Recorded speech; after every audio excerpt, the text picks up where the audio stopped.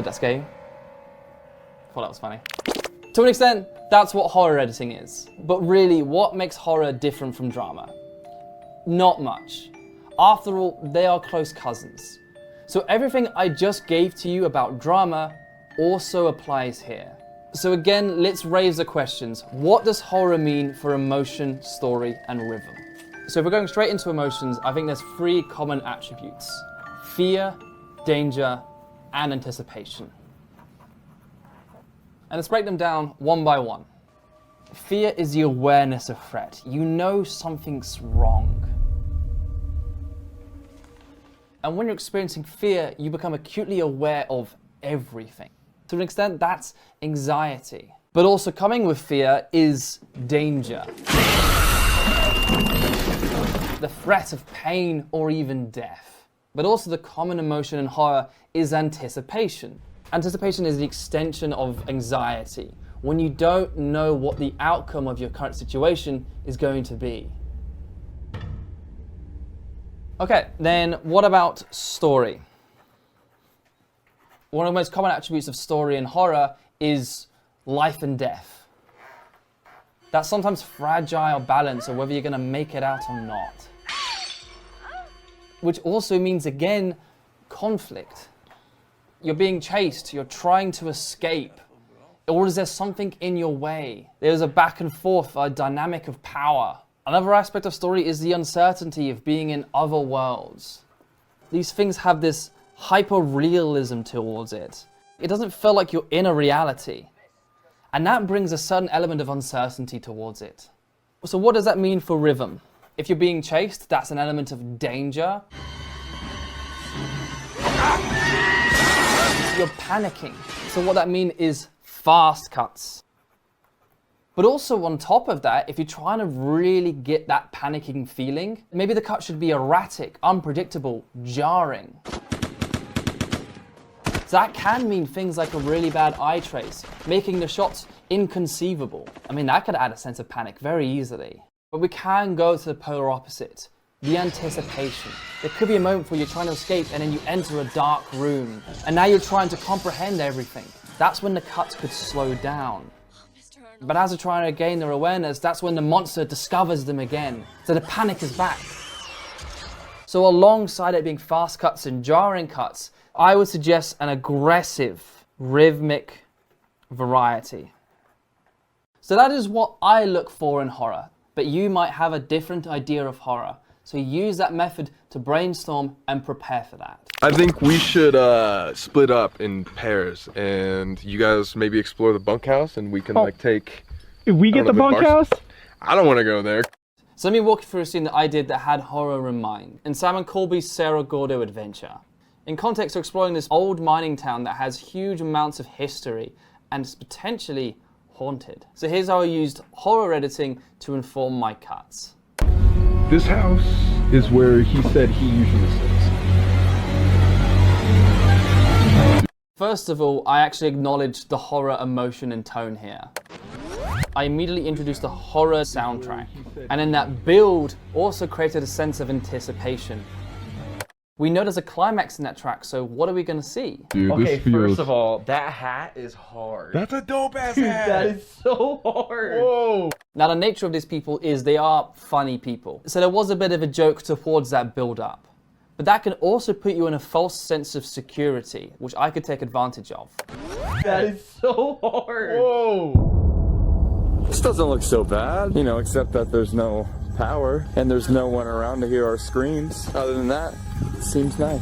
So again, I'm using emotion and this horrible sense of dread in these cuts. Something's wrong here. This doesn't look so bad, you know, except that there's no power. And so the aggressive cut to the establishing shot of this building that's surrounded by darkness, and I hold on that shot. And then there's this beat of silence before I bring the dialogue back in, just to really hammer home how wrong this feels. The rhythm of these cuts is kind of slow, and so you look around everywhere. I am creating a sense of fear where you feel like you can take in the details of everything, and none of it's good. So that's where I'm using emotion and rhythm working together. Except that there's no power, and there's no one around to hear our screams. Other than that, it seems nice. Ooh, okay. Oh, that creepy hallway is definitely bad vibes. So I'm really going with those slow cuts, but also with the emotion, I'm having a sense of discipline by not overdoing this. I'm just throwing in a tense track, but also allowing the silence of the environment to be the soundtrack. And that really adds to that sense of fear, because that silence also gives you a sense of anticipation. What's gonna break the silence? And then that anticipation creates a sense of danger. Oh, that creepy hallway is definitely bad vibes. This is right where Brent, if you remember, Brent saw someone standing in the window in this living room. Creepy. How are we gonna sleep here, dude? Nice library over here. That's probably where he sleeps, in that room right there. I don't know how he does it, man. Every By night himself. by himself. But there is still some jarring cuts here. For example, I do quite an aggressive jump cut here. This door is nailed shut. It is? Why? What?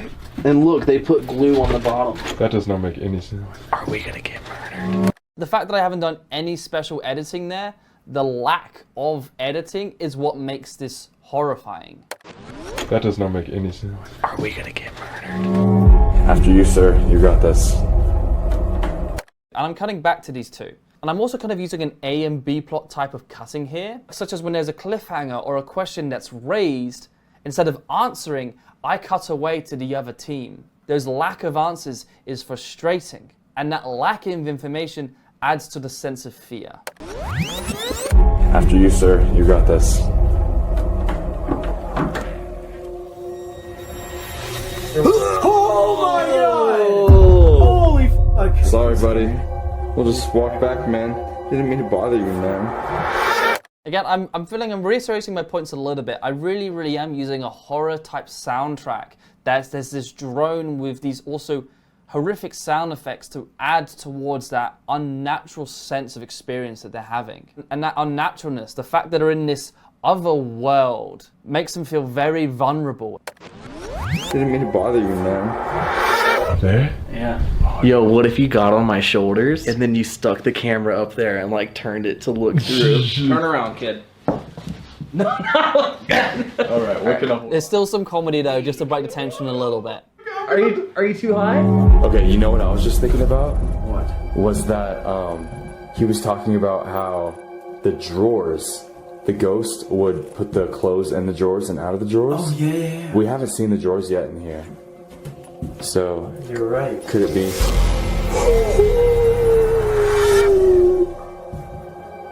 Oh my god! Dude, Just said that was that. so weird. Wait. Oh, dude! Look at the goddamn doll. Alright, so this is the room that we're not staying in. No, we're making this. Oh my fucking god! Oh god, you die! No, you're not. I'm still not done. Wait, here we go. It doesn't fit all the way! Can you see anything? No, God, I'm gonna drop you.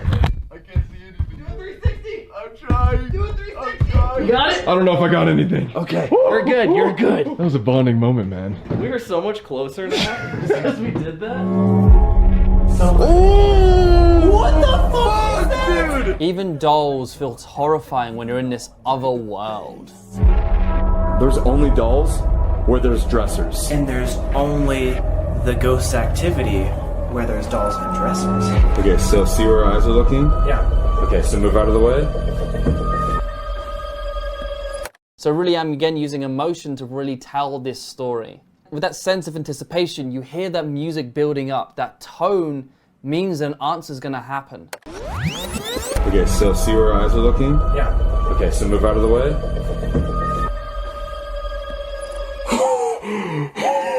Wait, are you Come here. thinking Come here. what I'm Come thinking here. right Come now? here. Look into the camera. Revelation, music cue. If you were sleeping right there, this doll is looking directly at the mattress. And then on that revelation, I hit that music again. My god. Okay. So I swear to God, man, we are calling. What? The rhythm is actually, despite it being jarring in some places, is also incredibly slow. I mentioned I imagine horror with this aggressive rhythmic variety. This is really a good example of that. Some of these scenes have had this medium but tense pace, and now there's a sequence where the real horror begins that I do not cut for a minute and a half. What? Hello? Now this feels real. This feels Dude, Corey. like, Did you see Corey? wait, something's really wrong here. Corey! Wait. I don't need to do any cuts. Corey! Wait. No. The footage speaks for itself. No. Me not cutting Corey Colby?